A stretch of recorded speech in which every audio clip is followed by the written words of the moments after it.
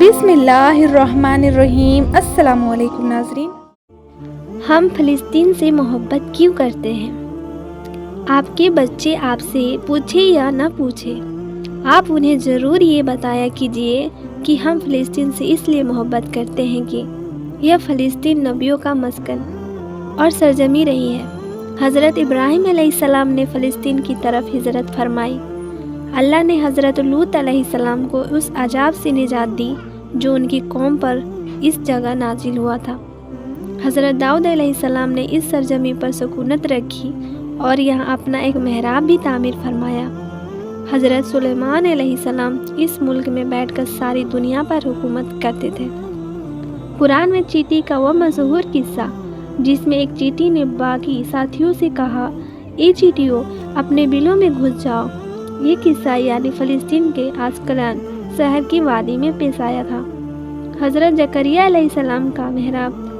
حضرت موسیٰ علیہ السلام نے اس ملک کے بارے میں اپنے ساتھیوں سے کہا تھا، اس مقدس شہر میں داخل ہو جاؤ۔ انہوں نے اس شہر کو مقدس اس لیے کہا تھا کہ یہ شرک سے پاک اور نبیوں کی سرزمین ہے۔ اس شہر میں کئی معجزے ہوئے ہیں جن میں ایک کنواری بی بی حضرت مریم کے بطن سے عیسیٰ علیہ السلام کی پیدائش ہوئی۔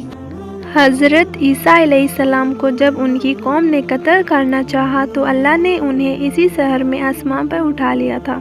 قیامت کی علامت میں سے ایک حضرت عیسیٰ کی واپسی اس شہر کے مقام سفید مینار کے پاس ہوگا۔ اس شہر کے مقام بابا لود پر عیسیٰ علیہ السلام دجال کو قتل کریں گے۔ فلسطین ہی عرص مسحر ہے۔ اسی شہر میں ہی یاجوج ماجوج کا قتال اور فساد شروع ہوگا۔ فلسطین کو نماز کے فرض ہونے کے بعد قبلہ اول ہونے کا اعزاز بھی حاصل ہے۔ ہجرت کے بعد جبرائیل علیہ السلام اللہ کے حکم سے نماز کے دوران ہی محمد صلی اللہ علیہ وسلم کو مسجد اقصی سے بیت اللہ کعبہ کی طرف رخ کرا گئے تھے۔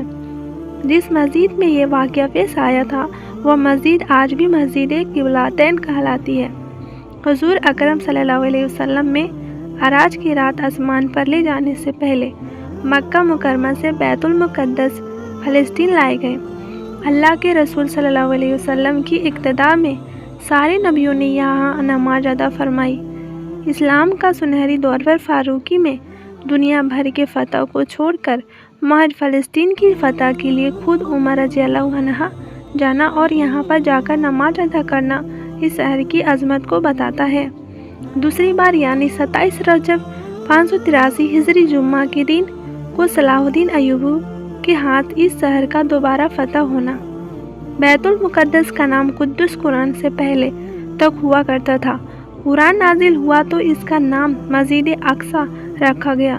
اس شہر کے حصول اور رومیوں کے جبر و ستم سے بچانے کے لیے 5000 سے زیادہ صحابہ اکرام رضی اللہ عنہ نے جام شہادت نوش کیا اور شہادت کا باب آج تک بند نہیں ہوا، سلسلہ ابھی تک چل رہا ہے۔ یہ شہر اس طرح شہیدوں کا شہر ہے۔